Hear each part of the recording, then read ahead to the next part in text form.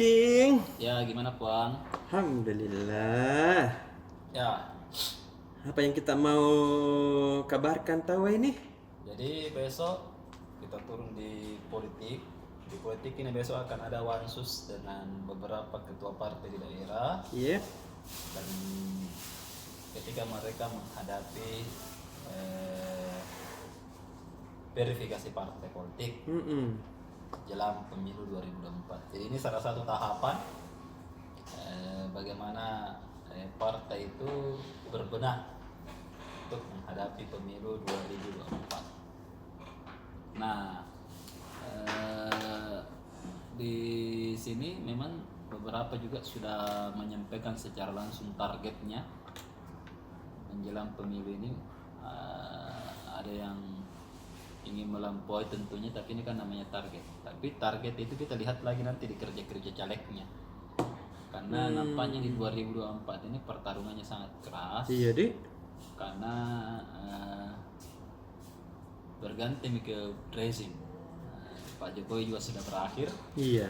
Dan itu pasti biasanya kalau begitu semua yang di bawah itu pasti akan menyusun bulan koalisi. Iya. Jadi itu kan berefek juga ke partai politik. Tapi kalau untuk pemilu khususnya pileg itu memang kekuatan pribadi dari masing-masing calon legislator. Jadi komposisi caleg ini menentukan juga. Nah, beberapa partai dari Pindrang, kemudian dari Sinjai tadi sudah melaporkan target-targetnya, seperti di Sinjai itu 6 kalau Demokrat.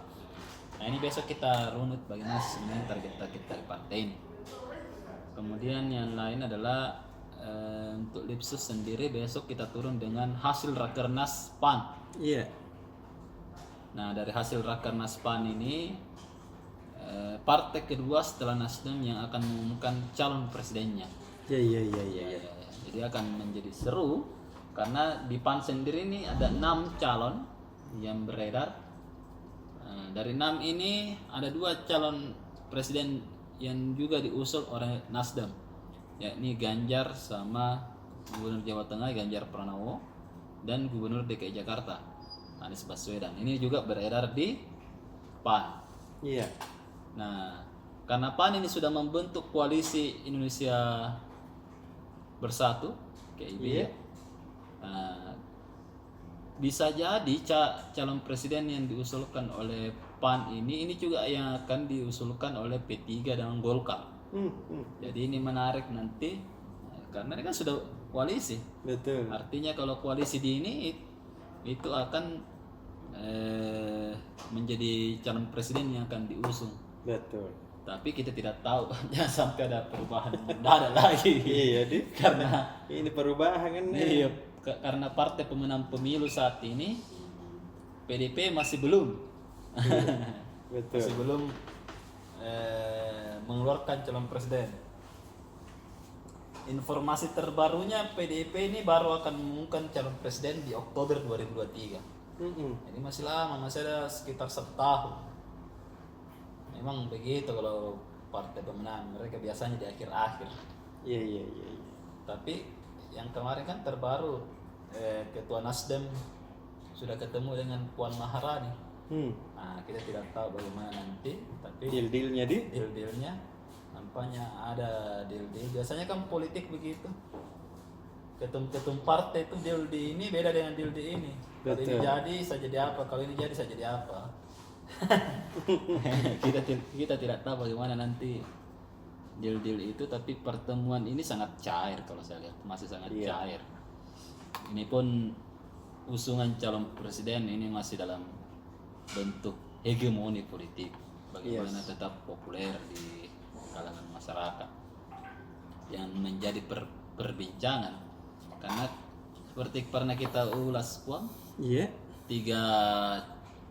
tiga tahap dalam pemilihan itu. Yang pertama adalah popularitas. Jadi memang semua partai, kemudian calon legislator, calon presiden ini sementara meraup dulu popularitas di tahun-tahun ini hingga tahun depan. Kemudian elektabilitas. Nah, elektabilitasnya itu kan bisa dilihat dari survei. Sudah ada beberapa. Tapi yang terakhir yang jarang orang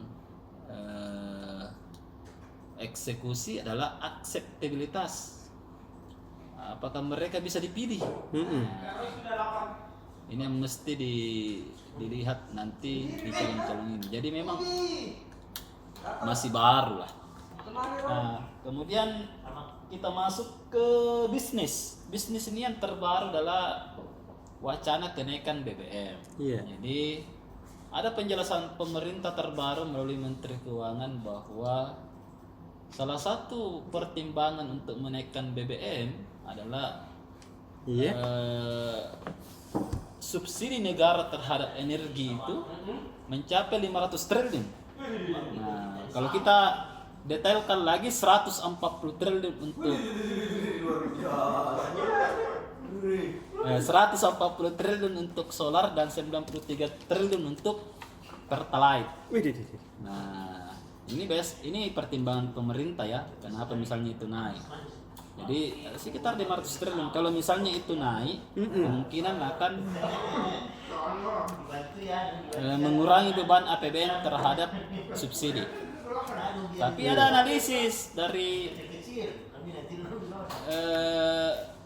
Profesor Marsuki di salah satu ekonom asal Universitas Hasanuddin. Dia mengatakan bahwa sangat riskan menaikkan harga BBM di saat masyarakat itu menghadapi krisis ekonomi karena kan sekarang belum bisa aja naik itu energi. Setengah mati masyarakat Setengah mati nih karena harga-harga bahan pokok itu sudah naik sejak beberapa bulan yang lalu. Ketika pemerintah mengatakan kita lepas dari bisa anggap di siaga 1 atau level 1 atau level 2 sampai level 3 di pandemi, harga-harga itu mulai naik. Jadi besok bagaimana analisisnya?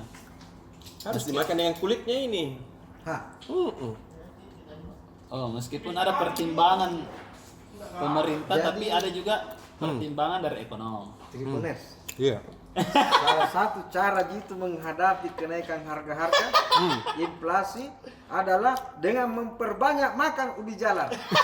Iya betul tuh. Karena ubi ini tidak terkena dampak inflasi. Iya cocok. Dan cara makan ubi jalar yang baik dan benar adalah Dimakan dimakan dengan kulitnya.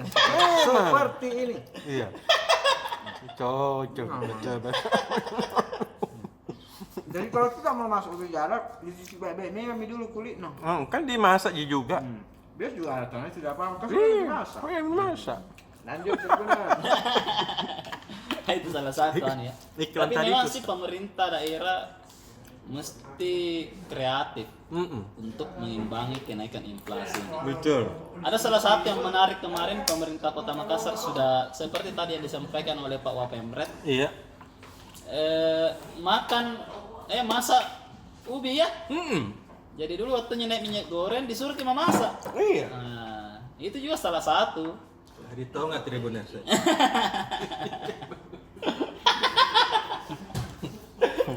Jadi Iya. ada memang sih kalau misalnya pemerintah pusat mencabut subsidi, pemerintah daerah mesti menenangkan. Betul. Jadi ada balance antara pemerintah pusat dan pemerintah daerah. Mm-mm. Ini yang mesti diingatkan kepada pemerintah daerah supaya mencari jalan keluar. Karena yang bersentuhan langsung kan pemerintah daerah. Mm-mm. Nah, ini yang mesti dicek bagus-bagus dari dijalankan pemerintahan yang balance atau seimbang antara pemerintah pusat dan pemerintah daerah. Ketika dulu harga minyak goreng melambung sampai 60.000 per 2 liter aja, kan ada juga ide dari pemerintah Kota Makassar supaya kita lebih banyak mengukus. Iya. Nah, itu juga bisa salah satu jadi pemicu supaya inflasi tidak terlalu tinggi. Nah, pemerintah daerah gimana? Iya. Karena kan yang bisa menggerakkan langsung masyarakat sampai tingkat RT itu hanya pemerintah daerah. Betul. Jadi memang harusnya sih ada rapat koordinasi antara pemerintah pusat dan pemerintah daerah untuk menghadapi inflasi ini. Karena kalau misalnya dikasih naik juga BBM pasti akan ada lagi inflasi. Nah, yang berbahaya kalau inflasi ini berefek ke sosial politik. Ini yang mesti diperhitungkan bagus-bagus oleh pemerintah sebelum memilih untuk menaikkan BBM. Betul. Karena ada 3 skenario kok. Ketika pemerintah yang kita baca dari besok ya, silakan baca di wawancaranya dengan Profesor Marsuki, ada 3 skenario. Yang pertama adalah ketika pemerintah menaikkan BBM, maka mesti mengeluarkan bansos yang besar. Sama dulu waktu pandemi kita kan, waktunya seperti kita karyawan pandemi itu kan ada anggaran 1 juta dari BPJS untuk gaji di bawah 5 juta. Nah, BPJS Ketenagakerjaan. Nah, pemerintah bagaimana nanti untuk mengcover itu? Jadi ketika menaikkan BBM maka akan ada bansos besar-besaran. Iya. Nah, yang kedua, pemerintah tidak menaikkan BBM jenis Pertalite dan solar. Iya. Tapi akan berefek ke beban APBN yang lebih besar lagi. Bisa saja melebihi 500 triliun yang seperti tadi kita bahas. Yang ketiga adalah skenario menaikkan BBM tanpa ada tanpa ada perimbangan dari pemerintah membeli bansos. Maka ini pasti akan berefek ke sosial politik. Sosial politiknya itu kan banyak, bisa demonstrasi dari mana-mana. Ini yang mesti diingat oleh pemerintah supaya ini tetap bisa dipertimbangkan dengan matang sebelum dinaikkan. Karena wacananya ini sudah panjang, sudah sekitar 1 bulan. Itu saja dari kami. Siap. Tim politik dan ekonomi. Terima kasih sudah nonton. Jangan lupa like, subscribe, dan share ya.